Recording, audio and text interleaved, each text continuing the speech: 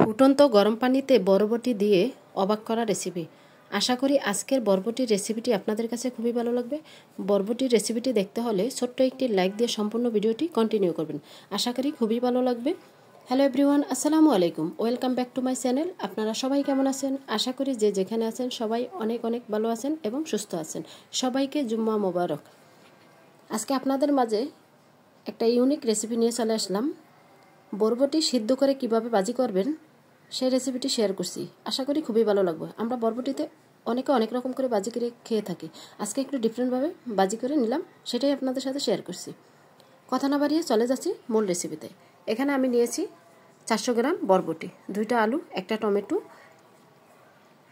আর নিয়েছি শুকনো মরিচ, কাঁচামরিচ, ধনেপাতা, রসুন, পেঁয়াজ, গাজর।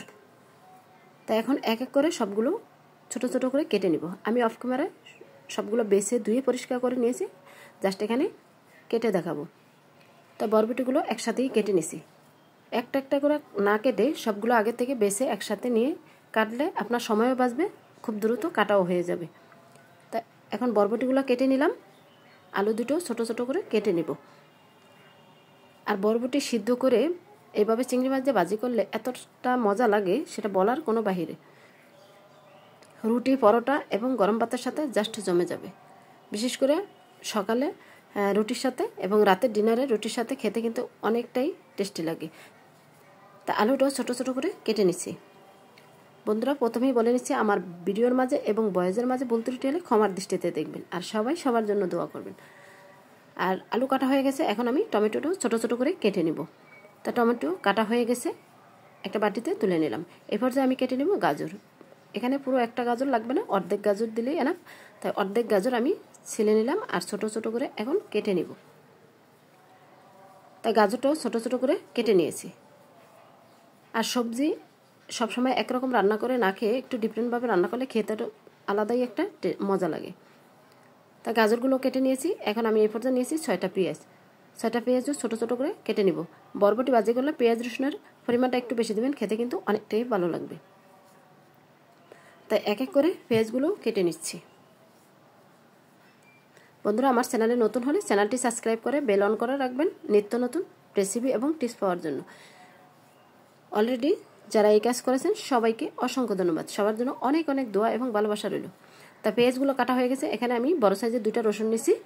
রসুনগুলো ছোট ছোট করে কেটে নিছি। আর ছুরি দিয়ে কাটতে আমার কাছে খুবই ভালো লাগে, তাই সবসময় ছুরি দিয়ে কেটে নিই। আমি কিন্তু বটি দিয়ে কাটতে পারি না, আমার সব কাটাকাটি ছুরি দিয়েই। তা রসুনগুলো কাটা হয়ে গেছে।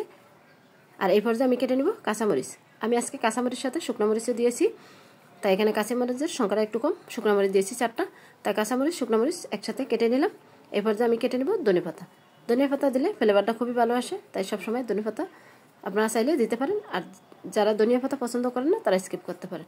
এখানে আমি নিয়েছি 10 পিস চিংড়ি মাছ। চিংড়ি মাছের সাইজটা একটু বড়, 10 পিসই এনাফ।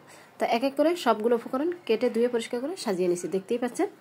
আর আমি কাটার আগেই সবগুলো সবজি ধুয়ে নিয়েছি আর কেটে এখন সাজিয়ে নিয়েছি। এখন চলে যাব রান্নার প্রসেসে। চুলায় একটি প্যান বসিয়ে দিয়ে দিচ্ছি আর আগে থেকেই পানি দিয়ে দিচ্ছি। পানিটা ফুটে গেছে। এখন এই পর্যায়ে দিয়ে দিব আমি বরবটিগুলো। বরবটিগুলো হাফ সিদ্ধ করে নিব। আপনারা যদি বরবটি সিদ্ধ করে যে না খেয়ে থাকেন, একবার হলেও ট্রাই করবেন, খেতে কিন্তু অনেকটাই মজা লাগে। তা বরবটিগুলো হাফ সিদ্ধ করে নিলেই হবে। তা এখন আমি ঢাকনা দিয়ে রেখে দিচ্ছি 5 মিনিটের মতো। 5 মিনিট পর ঢাকনা তুলে আবার একটু নেড়ে ছেড়ে দিব। এত ঢাকনা তুলে নেড়ে ছেড়েছি, কালারটা কিন্তু সবুজই থাকবে। তাই একটু নেড়ে ছেড়ে দিয়ে আবারও ঢাকনা দিয়ে রেখে দিলাম। তা এখন ঢাকনা তুলে বরবটিগুলো পানি থেকে ছেঁকে নেব। দেখতেই পাচ্ছেন হাফ সিদ্ধ হয়ে গেছে বরবটিগুলো। এখন আমি একটা প্লেটে ছাঁকনি দিয়ে পানিটা জড়িয়ে তুলে নিচ্ছি। তা এক এক করে সবগুলো বরবটি আমি তুলে নিয়েছি। বরবটিগুলো তুলে নিয়েছি। এই ফ্রাই প্যানে দিয়ে দিচ্ছি পরিমাণ মতো সয়াবিন তেল। দিয়ে এই পর্যায়ে দিয়ে দেবো চিংড়ি মাছ। চিংড়ি মাছগুলো ভেজে নিতে হবে, তাই চিংড়ি মাছগুলো দিয়ে দিছি।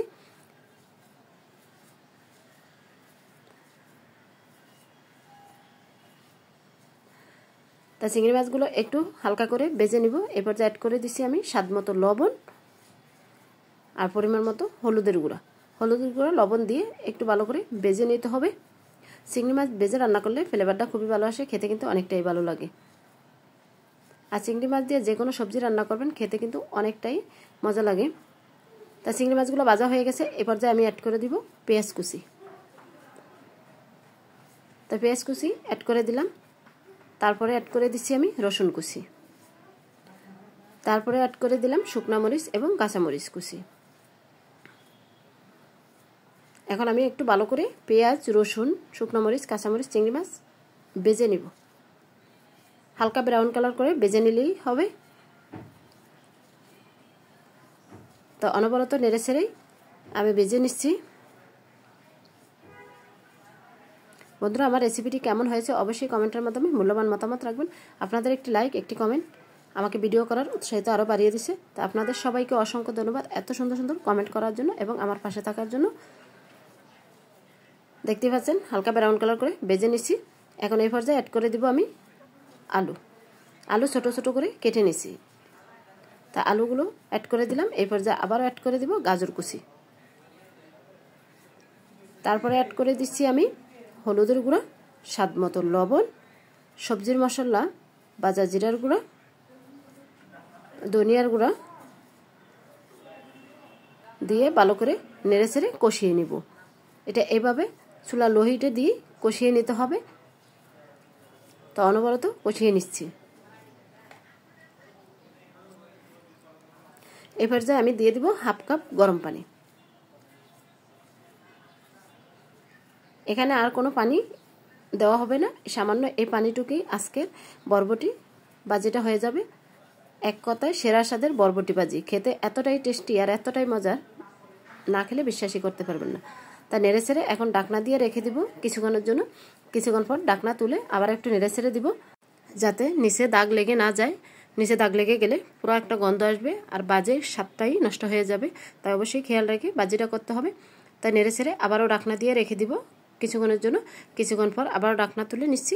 দেখতেই পাচ্ছেন আলুটা হাফ সিদ্ধ হয়ে গেছে আর একদম পারফেক্টভাবে চিংড়ি মাছ, আলু, গাজর সুন্দর মতো হয়ে গেছে। এখন এই পর্যায়ে অ্যাড করে দিব আমি আগে থেকে সিদ্ধ করা বরবটিগুলো। বরবটি যেহেতু সিদ্ধ করা তাই পরেই অ্যাড করেছি। আপনারা চাইলে আগে থেকেও অ্যাড করতে পারেন, কিন্তু সেই পর্যায়ে বরবটিগুলো গলে যাবে, খেতে কিন্তু একদমই ভালো লাগবে না। আমি ঠিক যেভাবে বরবটিটা ভাজি করছি আপনারা একবার হলেও বাসায় ট্রাই করবেন, খেতে কিন্তু অনেকটাই ভালো লাগবে। ছোট থেকে বড় সকলেই চেটেপুটে খাবে, আর বিশেষ করে সকালে নাস্তার সাথে, পরোটার সাথে একদম জমে যাবে। এখন ভালো করে নেড়ে ছেড়ে ঢাকনা দিয়ে রেখে দিব কিছুক্ষণের জন্য। এখন ঢাকনা তুলে আবারও নেড়ে ছেড়ে নিব। দেখতে পাচ্ছেন কালারটাও চেঞ্জ হয়ে গেছে আর ভাজিটাও আমার মাশাআল্লাহ কমপ্লিট হয়ে গেছে। আমি অফ ক্যামেরায় কিন্তু ভাজিটা আরও কয়েকবার নেড়ে ছেড়ে দিচ্ছি। তাই ভাজিটা একদম পুরোপুরি হয়ে গেছে। এই পর্যায়ে আমি অ্যাড করে দিব টমেটো কুচি। টমেটো দিলে খেতে কিন্তু অনেকটাই ভালো লাগে, আর টমেটো আমাদের স্কিনের জন্য অনেক অনেক উপকারী। সবসময় যদি আপনি টমেটো খেতে পারেন বা স্কিনে টমেটো দিতে পারেন তাহলে স্কিনটা একদম গ্লোয়িং করবে আর স্কিনটা টান টান থাকবে। তাই টমেটো খাওয়ার চেষ্টা করবেন, আর সবসময় স্কিন কেয়ারের জন্য টমেটো হালকা একটু কফি অথবা চিনি দিয়ে মুখে ইউজ করতে পারেন। তা এই পর্যায়ে আমি দিয়ে দিছি ধনেপাতা কুচি। তাই ধনেপাতা কুচি আর টমেটো দিয়ে একটু ভালো করে নেড়ে ছেড়ে নিচ্ছি। আর টমেটোটা সিদ্ধ হওয়ার জন্য আমি ঢাকনা দিয়ে ওয়েট করব 2 থেকে 3 মিনিটের জন্য। তাই 2 থেকে 3 মিনিট পর আবারও ঢাকনা তুলে নেড়ে ছেড়ে দিব। তা ঢাকনা তুলে নিলাম। এখন এই পর্যায়ে আবার একটু নেড়ে ছেড়ে দিছি। আর দেখতেই পাচ্ছেন মাশাআল্লাহ সাধারণ বরবটি দিয়ে অসাধারণ করে ভাজি করে নিলাম। এখন এই পর্যায়ে আমি অ্যাড করে দেবো ভাজা জিরার গুঁড়া। ভাজা জিরার গুঁড়া দিলে যে কোনো সবজি, মাছ, মাংস খেতে কিন্তু অনেকটাই ভালো লাগে। তাই ভাজা জিরার গুঁড়ো দিয়ে এখন ভাজিটা একটু নেড়ে ছেড়ে নিব। আর আপনাদেরকে পরিবেশন করে দেখিয়ে দিচ্ছি কতটা লোভনীয় হয়েছে আজকের বরবটি ভাজি। তাই একটা প্লেটে তুলে নিলাম ভাজিগুলো এক এক করে, আর কাছ থেকে দেখিয়ে দিচ্ছি কতটা লোভনীয় হয়েছে। আশা করি আজকের বরবটির ভাজি আপনাদের কাছে খুবই ভালো লাগছে। আর বরবটি ভাজি ভালো লাগলে চ্যানেলটি সাবস্ক্রাইব করে বেল অন করে রাখবেন পরবর্তী আবার ভিডিও পাওয়ার জন্য। আর উপরে চিংড়ি মাছগুলো দিয়ে সাজিয়ে নিয়েছি, দেখতে যতটা লোভনীয় খেতে তার থেকেও বেশি। বন্ধুরা, আজকের মতো এখানেই বিদায় নিব। আবারও দেখা হবে নেক্সট কোনো ভিডিওতে। ততক্ষণে আপনারা সবাই ভালো থাকবেন, সুস্থ থাকবেন, নিজের খেয়াল রাখবেন, পরিবারের খেয়াল রাখবেন, আর সবাই সবার জন্য দোয়া করবেন। সবাইকে জুমা মুবারক। আসসালামু আলাইকুম। আল্লাহ হাফেজ।